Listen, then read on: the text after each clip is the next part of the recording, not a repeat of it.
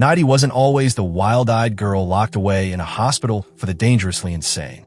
Long before the outbursts, the restraints, and the solitary cell, she used to be a regular teenager, shy but smart, someone her teachers liked and her friends trusted. But that was before everything went wrong. Before the blood, before Jennifer's death, before the part of her that was still normal disappeared. Now, inside the gray walls of the psychiatric ward, Nighty had a reputation that made even the guards tread carefully. She was the kind of patient who snapped without warning, fists flying, eyes burning, impossible to control. Yet behind all that madness was a story that began months earlier, in a strange little town with an even stranger legend. 2 months before Jennifer's body was found, Devil Cattle looked like any other quiet town. It sat on the edge of nowhere, surrounded by forests and fog. What made it famous was its bizarre waterfall, a roaring stream that plunged straight down into a bottomless pit. People said if you dropped something in, it never came back. Scientists once tried to figure out where the water went, sending cameras, sensors, even glowing balls, but everything vanished. The locals, with their ghost stories and whiskey-fueled imaginations, whispered that the waterfall was a gateway, maybe to hell, maybe to another world entirely. Among those townsfolk were 2 inseparable friends, Jennifer and Nighty. Jennifer was the kind of girl everyone noticed, effortlessly beautiful, bold, and always in the center of attention. Nighty was the quieter one, content to orbit around Jennifer's light. Their friendship was so tight that other students sometimes joked there must be something romantic between them. They didn't care what people thought. They just had each other. One afternoon at lunch, Jennifer leaned over and said she'd heard about a band performing that night. A group called Low Shoulder playing a local dive called Melody Lane. The lead singer, Nikolai, had that brooding rock star charm that Jennifer couldn't resist. Nighty wasn't really in the mood.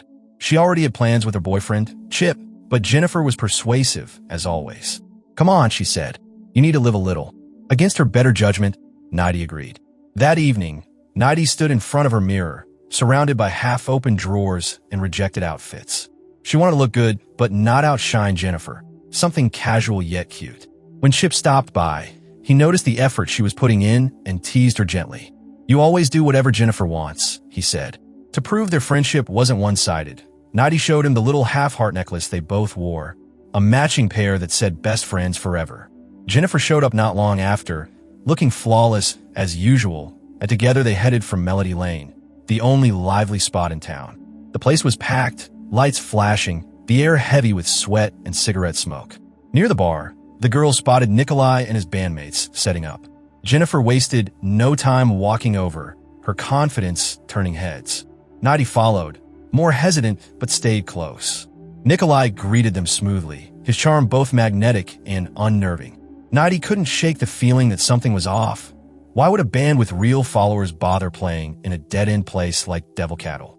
When she mentioned it, Nikolai smiled and said he liked meeting real fans in small towns. He handed them drinks, and while Jennifer accepted hers without hesitation, Nighty overheard him quietly asking one of his friends if Jennifer was a virgin. The comment made her blood boil. She stepped in and told him to mind his own business, then whispered to Jennifer to stay away from him. Jennifer brushed it off with a laugh. The music started, and the crowd went wild. As the lights flickered red and gold, Jennifer stood near the stage, completely fixated on Nikolai. But amid the chaos, Nighty noticed something wrong, smoke curling up behind the curtain. Before anyone realized it, flames exploded across the room. People screamed and pushed in every direction. Jennifer didn't move, frozen as if hypnotized. Nighty grabbed her by the arm and pulled her toward the bathroom, shoving open a window just big enough to crawl through. They barely escaped before the club became a firestorm. Outside, coughing and terrified, they stumbled into the parking lot. And there was Nikolai again, calm and collected as if he'd expected them. He offered to take them somewhere safe. Jennifer, dazed and trembling, took the drink he handed her and seemed to lose herself completely. When he guided her toward his van, Nighty tried to pull her back, begging her not to go. But Jennifer didn't listen. Her eyes looked empty, her voice gone. She climbed inside, leaving Nighty standing there in the glow of the burning club. Later that night, still shaking, Nighty called Chip and told him what had happened. The fire, the panic, and how Jennifer had left with the band. Chip tried to calm her down, promising they'd figure it out in the morning. But just as she was about to hang up, the doorbell rang. Her stomach dropped. When she opened the door, no one was there. As she turned back toward her room, she heard water running in the kitchen. Confused, she went to turn it off and froze. Jennifer was standing there. Her clothes were shredded, soaked in blood, her skin ghostly pale.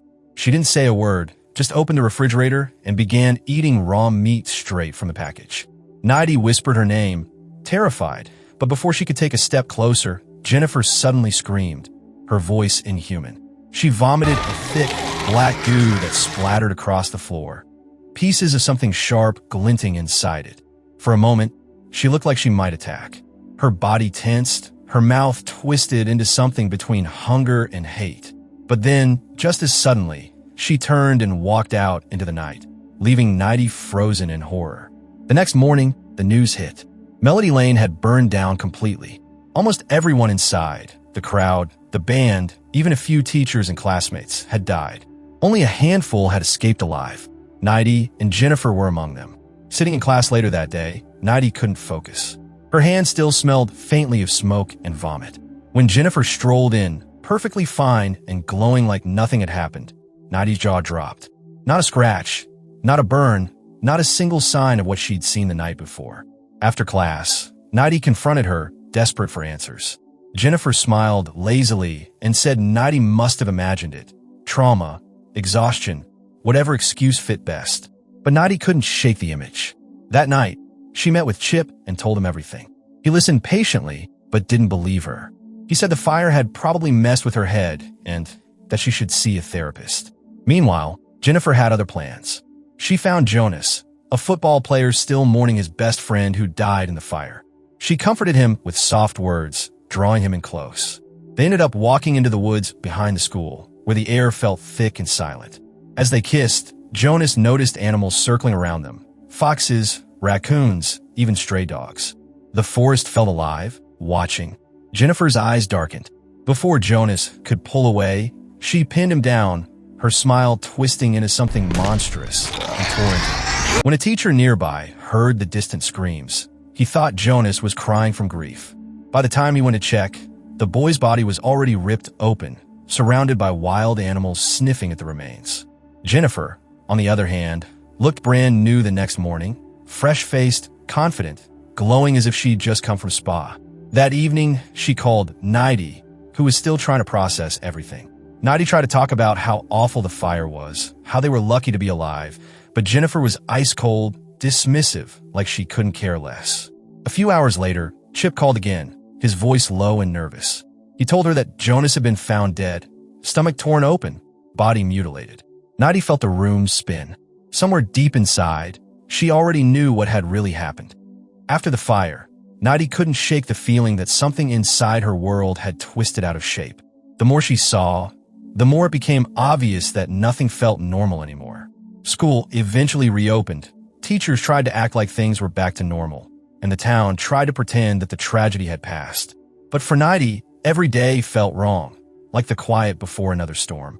One morning, a teacher made a big announcement. The band Low Shoulder, the same group that had played the night of the fire, was suddenly famous. They told the media that they'd helped save lives that night, even claiming they were donating 3% of their profits to help the victims' families. The class cheered, but Nighty sat frozen in her seat. She'd been there. She knew those men had run out first, pushing past people to save themselves. And now the whole world was calling them heroes. Her stomach turned at the thought. Meanwhile, Jennifer wasn't looking like herself anymore. Her hair looked thin and dull, her skin pale as paper, and her energy seemed to drain by the day. Gone was the flawless, glowing girl who always walked like she owned the room. Now she moved slower, quieter, though something dangerous still glimmered in her eyes. One afternoon after school, Nighty was walking home with her when they ran into Colin, a classmate who had always had a soft spot for Jennifer. He smiled awkwardly and asked her out. Jennifer almost said no, muttering something about looking terrible lately, but when Nighty said Colin was a good guy, she changed her mind. "All right," she said with a teasing grin. "Pick me up tonight." Colin's face lit up like a kid on Christmas. That evening, Chip invited Nighty to come over to his house. She agreed, wanted to forget everything for a while. Across town, Colin arrived at the address Jennifer had given him, only to find himself standing in front of an unfinished housing project, dark and half abandoned. The main door was locked, so he climbed through a window, calling out her name. Upstairs, he found a room full of candles flickering in the shadows. Jennifer stood there waiting, wearing a faint smile that could melt steel. Colin barely had time to breathe before things turned strange. Jennifer flirted with him, her charm irresistible, and soon they were close. Too close. But just when he leaned in again, her expression shifted. Her smile turned sharp. In seconds, she was on him, her face twisting into something inhuman. He screamed, but no one heard him. While that horror unfolded, Nadia was at Chip's place, trying to relax. But her mind wouldn't let her. A sudden wave of dread crashed over her. Flashes of blood, Jonas's torn face, Jennifer's demonic grin. She gasped and clutched her head, seeing visions she couldn't explain. One moment she was on Chip's couch. The next, she saw Jennifer attacking Colin in her mind. Terrified, Nadia jumped up and left without explaining. Driving home, her hands shook on the wheel. And then, there she was. Jennifer, standing by the roadside, her clothes soaked in blood, just staring. A second later, she appeared right in front of the car. Nadia screamed, swerved off the road, and sped all the way home, heart hammering. Inside her house, she sat trembling, thinking about the girl she once knew. The Jennifer who laughed, who protected her, who wasn't this. She couldn't stop replaying the night of the fire, the band's van, the look in Jennifer's empty eyes. Too tired to keep her thoughts straight, she collapsed on her bed. When she woke up, someone was lying beside her. Jennifer, looking calm, normal, like nothing ever happened. Nadia's breath caught. Jennifer smiled faintly and finally started talking. After the fire, she said, the band had taken her into the woods near the waterfall. The same cursed one the town whispered about. She thought it was just an after-party, but then she noticed the strange symbols, the skulls, and the old book they carried. Before she knew it, they'd tied her up and started chanting. It was a ritual, a sacrifice. They wanted fame, and they thought killing a virgin would give them that power. The thing was, Jennifer wasn't a virgin. So when they stabbed her and left her to die, the demon they summoned got angry. Instead of disappearing, it stayed inside her body. She actually died for a while, but the thing inside her brought her back, changed. From that night forward, she needed to eat human flesh to stay alive, to stay beautiful. Jennifer admitted that the night she'd shown up at Nadia's house, she'd been starving. She almost attacked Nadia right there, but managed to control herself long enough to find someone else on the street instead. That's why she looked pale and sick afterward. When she didn't feed, she got weak. But after she killed and ate someone, she healed instantly, glowing again like nothing happened. Nadia listened in horror, barely able to breathe. When Jennifer was done, she quietly told her to get out. A few days later, the school was mourning another death, Colin's. Everyone said it was a tragedy. Nadia didn't need proof to know who was responsible. She avoided Jennifer completely after that. Their friendship cracked like glass. Desperate to find a way to stop her, Nadia spent hours in a library, combing through old books about demons and rituals. Eventually, she found the answer. A demon could only be killed by stabbing its heart with a blade. That fact burned into her mind. She tried to tell Chip everything. That Jennifer was possessed, that people were dying, but he didn't believe a word. He thought she was still traumatized, that she needed rest, not exorcism plans. When a school announced its big annual dance, Nadia begged him not to go. She'll be there, she said, and she'll be hunting. But Chip thought Nadia was just trying to stop him from moving on. He assumed they were breaking up and decided to go anyway. Before he left, his mother, worried sick after hearing about Colin, gave him a small bottle of pepper spray just in case. By then, Jennifer was falling apart. Her hair was falling out in clumps, her lips cracked, her glow gone. Desperate for strength, she hunted again. On his way to the dance, Chip heard someone call his name. It was Jennifer. She smirked, mocking Nadia, saying she'd been with Colin too. Before Chip could react, she wrapped her arms around him, whispering that she needed comfort. Somehow, she convinced him to follow her to an old, abandoned pool house. At the same time, Nadia realized Jennifer was missing from the party. Her stomach twisted. She ran to Chip's house, but his mother said he had already left. Panic set in. Back at the pool house, Jennifer was getting impatient. When Chip resisted her advances, she shoved him into the water and dove after him. Starving, she sank her teeth into his neck. The moment her lips touched blood, her skin lit up again, her body regaining its strength. That's when Nadia burst through the door. She froze at the sight, Jennifer feeding on the boy she loved. Jennifer, now glowing and powerful again, rose slightly above the water, almost floating. Nighty grabbed the pepper spray and aimed it, but it didn't do a thing. The demon inside Jennifer just laughed. As she lunged at Nighty, Chip, still barely conscious, grabbed a broken wooden stick from the ground and stabbed Jennifer through the stomach. She screamed and fled, bleeding heavily. Nighty cradled Chip as he died in her arms. That night, something inside her snapped. She went straight to Jennifer's house, climbed through her window, and confronted her in her room. What followed wasn't a fight. It was a war. Furniture shattered, blood splattered. Jennifer bit Nighty's neck, but Nighty ripped off the matching necklace they used to wear, breaking their bond. Jennifer froze, weakened for just a second. That was enough. Nighty stabbed her straight through the heart. Jennifer's body fell limp just as her mother opened the door. Nighty was arrested and sent to prison for murder. But prison couldn't hold her. Jennifer's bite had changed her. She now had a fraction of that dark power. She escaped easily, killing anyone who tried to stop her.